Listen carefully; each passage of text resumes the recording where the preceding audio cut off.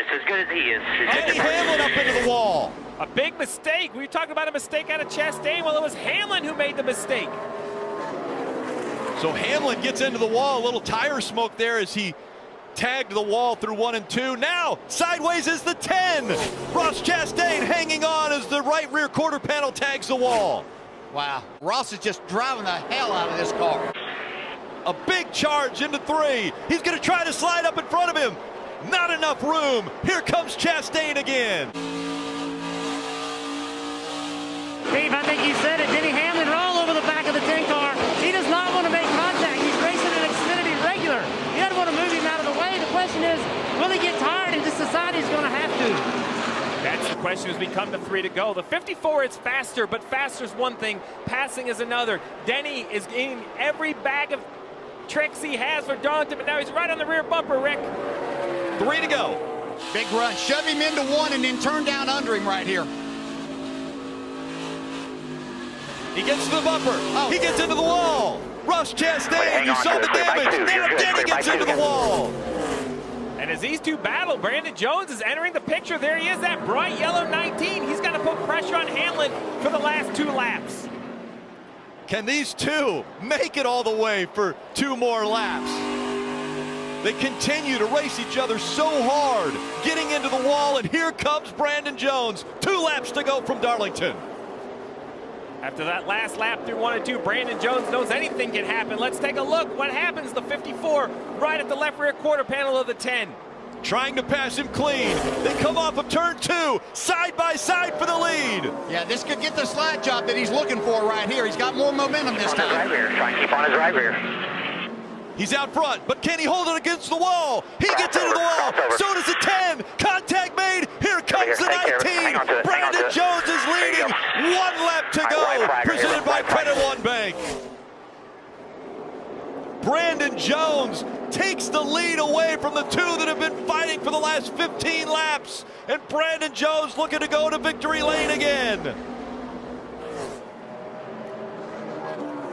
2 times a winner already this season.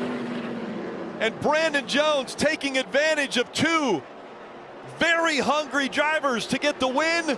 And it's going to be Brandon Jones coming off a 4. He's going to win at Darlington. Hey, man. Good job. Denny Hamlin, William Byron making up row 1. Denny Hamlin's best friend right now is Matt DiBenedetto. I think with the position Matt's in, he'd be happy to push that 11 car to the win, but that inside line is organized, and they're going by Denny on the inside. Clint Boyer pushing that 24, Byron to the lead. Up the racetrack, a block for the 11. Clint Boyer goes up. Here comes Christopher Bell in the 95. Christopher Bell is racing for a win to try to get into the playoffs. Christopher Bell, a 25-year-old, going up right now against the 22-year-old and William Byron. Those 2 leading at Daytona. And 2 wide behind them. Not a lot of energy that's going to be generated from that. As long as they're 2 wide, now you're starting to see a little bit of a run from that top lane. That's going to move this bottom lane. Truex to the outside of Bell. What was the number you mentioned earlier, Steve? How many times at super speedway races has Martin Truex Jr. come up a little bit short? Car in the fence hard. Oh, hard. Clint Boyer in the 14 slamming into the wall. Not up there, man. Hold your line, hold your line, hold your line. They've already taken the white flag. The next flag will end the race. Martin Truex Jr. out front. Now William Byron fighting on the inside for the lead and the win. They run behind him again.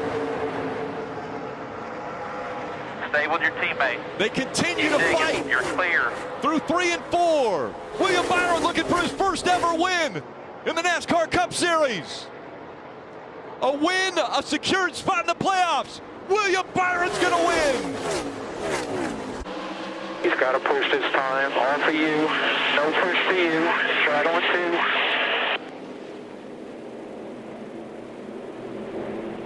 2. Rolling back to you. Into 1. Move up. He's coming. He's there on your quarter.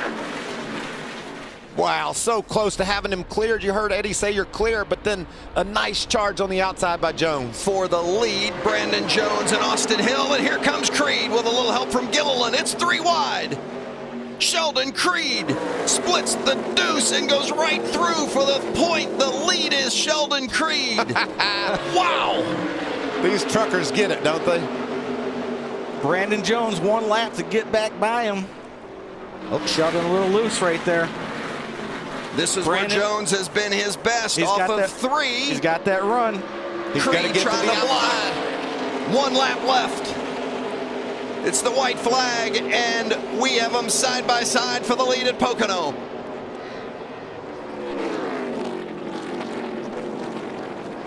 Jones on the outside, Creed on the inside. Will they make it through the tunnel? Brandon Jones, a 5-time runner-up.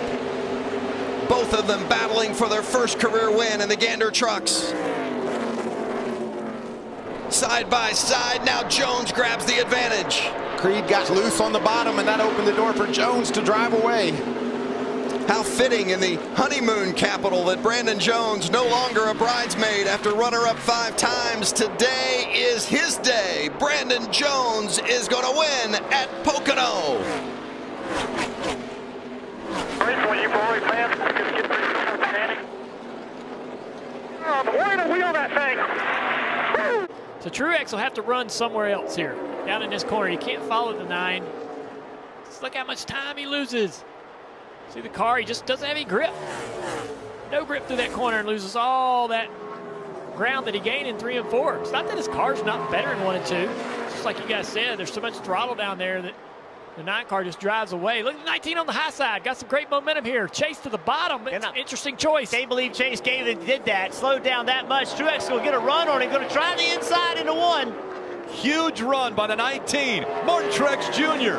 fighting for the lead. In the Both of them into the wall. Clear. Both of them into the wall. That's hard damage. Both of those guys hit really hard. How far back is Harvick? 5 seconds. Third place is way back I was there. thinking how much air was in those right side tires. You were worried about Harvick. I'm not sure if they could continue. Truex knew that was his moment, guys. He threw it in there. Whether it stuck or not, that was his shot. Those cars are destroyed. Chase Elliott came on the radio, said you are not clear, and then an expletive. So he was not happy with Martin Truex Jr. Of course he isn't. Martin went in there, committed. Hey, Martin's out front, and Chase Elliott's running second. And right now, Kevin Harvick's 4.2 seconds back. This is the move. This was the setup. Right front, I think. Chase Elliott goes to the bottom of the racetrack. Not sure why he did that. The top was working great for him. Martin saw that. He goes to the top. That allows him a huge run down the front straightaway. Chase tries to block. Martin ultimately says, this is my spot, drives in underneath him. Yeah, Martin committed on the entry here. They go up the racetrack. They connect right there. Sends both cars into the fence. Really hard right front contact for both cars. Right rear tire may be going down on Martin Truex Jr.'s car now. He just radioed it in.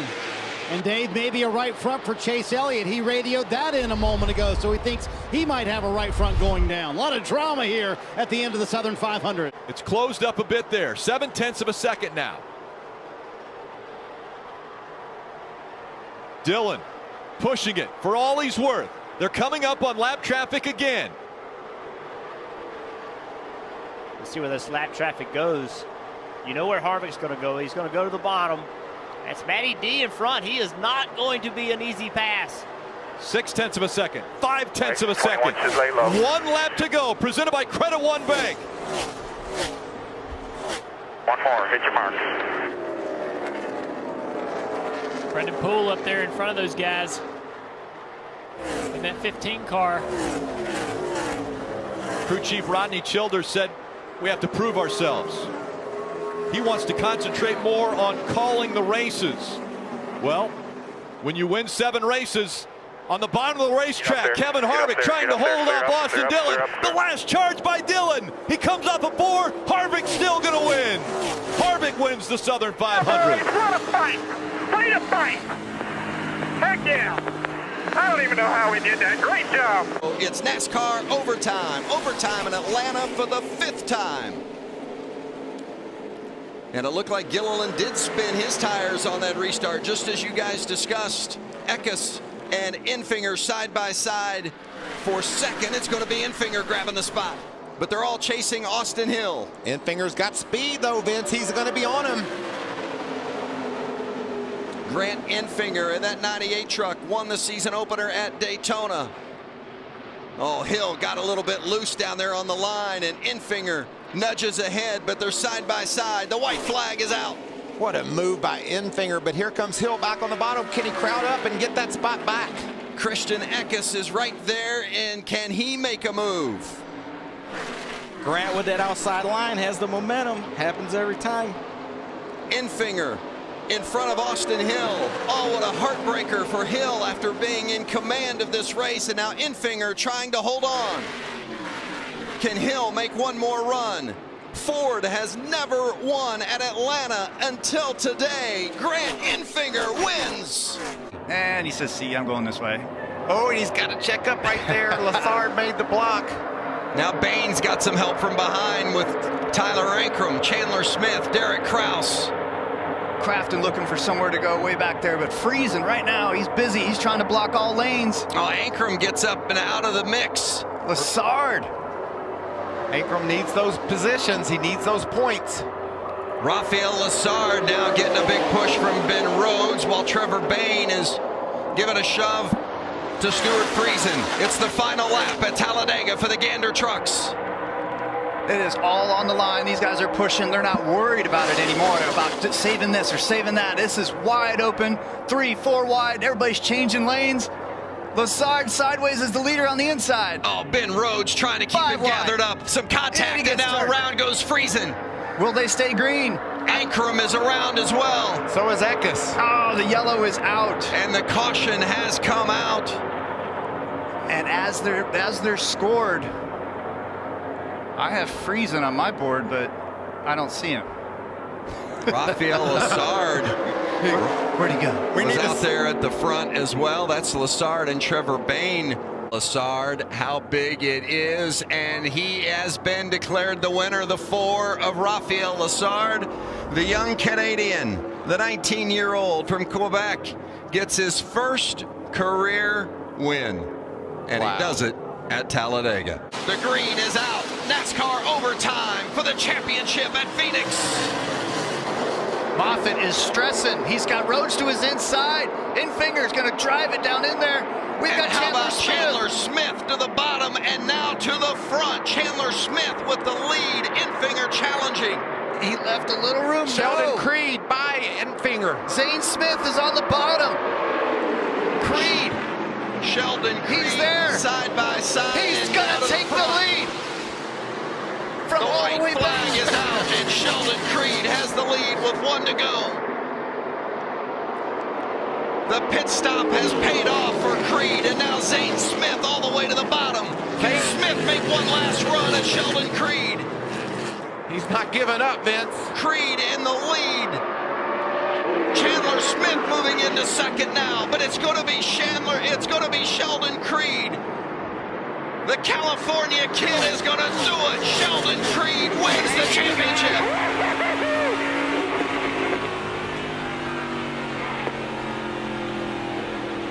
Holy shit. Wow. What a phenomenal restart. Allgaier up front.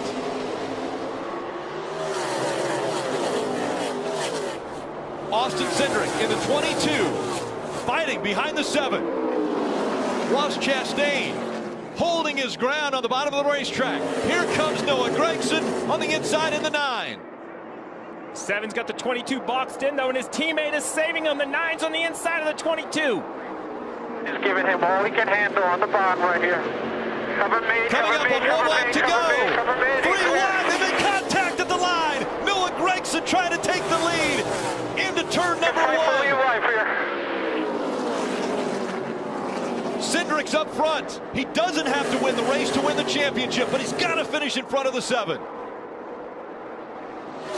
Coming back to the inside, trying to win this race. Austin Cindric, he mentioned it was a day in March when he realized the championship was reachable and attainable. The 22-year-old Austin Cindric is the Xfinity Series champion.